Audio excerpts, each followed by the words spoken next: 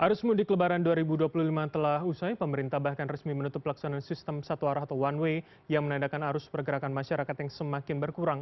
Lalu apa evaluasi arus mudik kali ini agar arus balik nanti yang akan terjadi pada 5 hingga 7 April mendatang dapat mengulang kelancaran yang sama?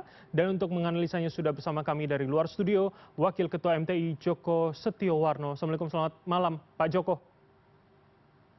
Selamat malam Mas Bram.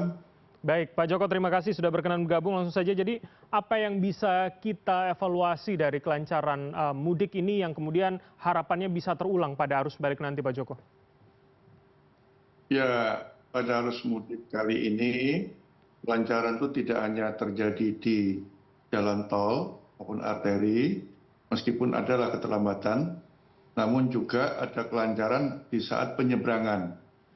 Ya, penyeberangan Merak Bakauheni kan hampir setiap tahun terjadi kemacetan, kepadatan di ruas jalan tol. Namun tahun ini sudah jauh lebih lancar. Ini dapat dikatakan suatu prestasi juga, di mana memang harus diakui mudik tahun ini juga pemudiknya mengalami penurunan. Ya, terlepas dari itu, ya kalau kita lihat juga tadi angka kecelakaannya juga menurun. Apapun bentuknya, ya. Saya kira keselamatan menjadi hal utama. Nah, khusus jalan tol, ya memang dengan adanya rekayasa lalu lintas, dengan kontraflow maupun dengan one way, ini sangat membantu sekali. Ditambah juga ada kebijakan untuk WFA. WFA ini kan secara tidak langsung juga mempengaruhi untuk orang bepergian. Jadi puncak memang terjadi tanggal 27, 28, 29 sedikit, ya itu 3 hari itulah puncaknya, dan itu sekarang sudah dilalui lah masa mudiknya. Baik. Nah, tinggal sekarang bagaimana untuk arus baliknya yang berikutnya. Begitu. Baik, Pak Joko, itu yang tentu menjadi pertanyaan. Ketika memang ada sekolah diliburkan, H-1 minggu kurang lebih, ada WFH bagi para pekerja, ada nyepi pula. Jadi memang libur panjang, masyarakat diberikan waktu panjang untuk seakan-akan membagi waktu mudiknya begitu. Bagaimana dengan arus balik yang hanya kurang lebih 1 minggu, ada kekhawatiran akan menumpuk pada weekend esok begitu, Pak Joko. Apa yang bisa menjadi catatan dan mungkin bagaimana masyarakat mau memajukan jadwal arus baliknya begitu, Pak Joko? Ya, tidak dihindari mesti ada saat puncak ya. Cuman akan berbeda perilakunya orang untuk mudik dan balik. Nah, arus mudik itu biasanya lebih cepat, kalau balik itu waktunya lebih lama. Karena kalau di Jawa ada tradisi-tradisi kupatan umpamanya, itu kan akan lebih lama. Lagi kita lihat aja operasional kereta api itu sampai 1 bulan, artinya orang mudik trennya 1 bulan itu masih ada.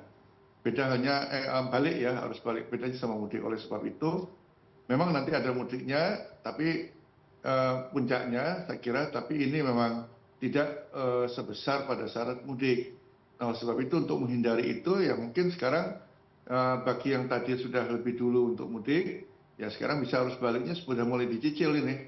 Masing-masing menyadari itu kan sudah diingatkan nanti paling tidak tanggal 5-6 lah, ya 2 hari itu puncak ya. Kalau sekarang katakanlah besok atau besok lusa sudah mulai bergerak, ya ini berarti tanggal 5-6-nya puncak, tapi tidak begitu berat lah, volumenya tidak begitu banyak. Ini harapannya seperti itu. Atau menghindari tanggal itu, ya setelah tanggal 7. Tapi biasanya ini kan masuk kerja itu tanggal 8. Nah, tanggal 7 itu mereka berharap sudah sampai di tempat tinggalnya untuk beristirahat 1 hari lah, sebelum mereka besoknya masuk kerja, bagi yang kantor-kantor masuk tanggal 8. Gitu.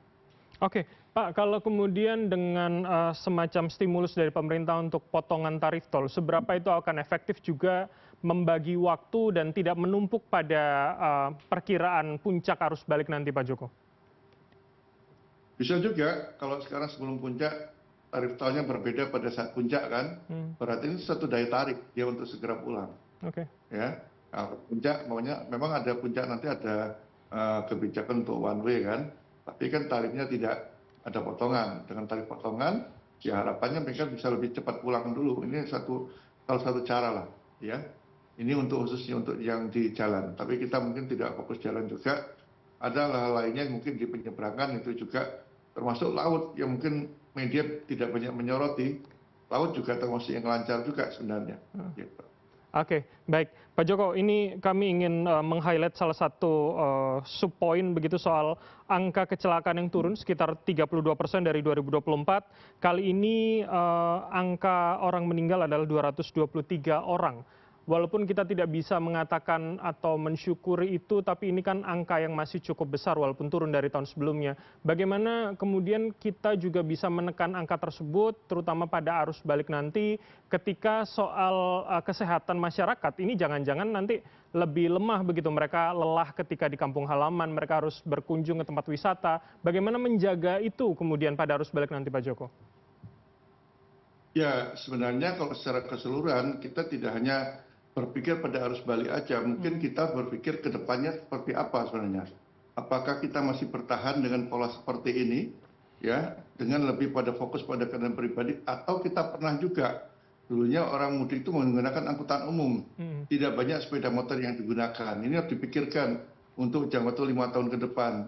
Karena apapun, benar-benar seperti ini kan hanya kebijakan-kebijakan sesaat juga, dan hampir sama, dan makin lama juga saya kira orang didorong lebih banyak kendaraan pribadi. Sebenarnya berkebalikan, lebih baik mendorong orang-orang itu ketika mudik menggunakan angkutan umum, sehingga kita tidak direpotkan urusan untuk mengaturnya di jalan tol seperti ini.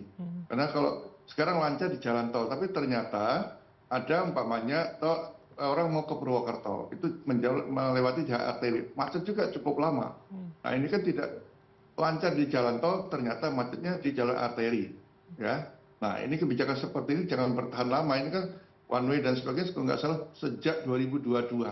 Apakah kita 10 tahun ke depan seperti itu? Ya, termasuk juga untuk angkutan barang. Jadi berpikirnya bukan, kalau mungkin saat sekarang tidak jauh beda lah kebijakan untuk harus balik dengan mudik ya. Tapi kita berpikir ke depannya tidak harus seperti ini juga. Kita bisa merubah. Karena kalau begini terus-menerus prasarana kita tuh sudah terbatas. Sementara orang mesti cenderungnya menggunakan kendaraan pribadi. Oke, baik Pak Joko, terakhir. Bagaimana kemudian kita bisa paling tidak berharap atau bisa membayangkan jeda 1 tahun di tahun depan arus mudik dan balik, itu kita bisa tidak menggunakan atau mengurangi lagi kendaraan pribadi seperti kata Anda. Jadi kita tidak perlu membahas soal kepadatan, keselamatan di jalan, tapi kita sudah membahas bagaimana moda-moda transportasi massalnya. Dan juga bagaimana soal mindset masyarakat. Karena kan kalau pindah ke transportasi massal bukan hanya soal kemudahannya saja, tapi kemurahan harga yang kemudian dianggap masih terlalu jauh dibandingkan dengan menggunakan kendaraan pribadi, begitu Pak Joko? Ya, tentunya sekarang berpikirnya ini setelah selesai langsung dievaluasi, kemudian ada rekomendasi untuk lebaran ke depan, bukan berpikirnya sebulan mau lebaran baru berpikir lagi. Justru habis ini selesai dipikirkan dan program itu dijalankan. Ini kan yang seringnya kalau mau lebaran baru berpikir, makanya selalu polanya sama. Dan hasilnya juga ya seperti itu juga, menekan-menekan, tapi kan sebenarnya tidak efektif juga, gitu kan. Oleh sebab itu kita ke depan dipikirkan bagaimana punya logistik yang dulunya angkutan logistik 10-12 hari, sekarang 16 hari. Nanti khawatirnya lama-lama makin lebar juga, dan itu sebenarnya merugikan negara juga. Apapun logistik itu menopang pertumbuhan ekonomi, gitu ya. Kita banyak fokus-fokus yang lainnya. Logistik umpamanya tidak fokusnya pada jalan raya. Kemudian menggunakan angkutan umum, perbaikan angkutan umum tidak hanya di hulunya, tapi sampai hilir, sampai daerah, sehingga tidak menarik orang banyak menggunakan kendaraan pribadi, ya. Karena kalau makin banyak kendaraan pribadi, kita tidak punya anggaran untuk menjadikan prasarana yang ada. Sekarang tol sudah hampir seluruh Pulau Jawa sudah ada. Oleh sebab itu setelah ini evaluasi dan langsung dipikirkan, sehingga nanti katakanlah 6 bulan sebelum mudik itu sudah ada perencanaan yang lebih jelas lagi. Tidak hanya katakanlah 1 bulan sebelum mudik, itu terlalu pendek waktunya, gitu. Baik, harus ada skema solusi jangka panjang begitu ya, untuk kemudian karena mudik kan bukan hanya soal pulang ke kampung halaman, tapi menjadi ritual tahunan bagi kita masyarakat Indonesia. Terima kasih atas waktu dan juga insight dari Anda, Pak Joko Setiawarno, Wakil Ketua Masyarakat Transportasi Indonesia, telah bergabung sama kami. Selamat malam, sehat selalu Pak Joko. Terima kasih. Terima kasih.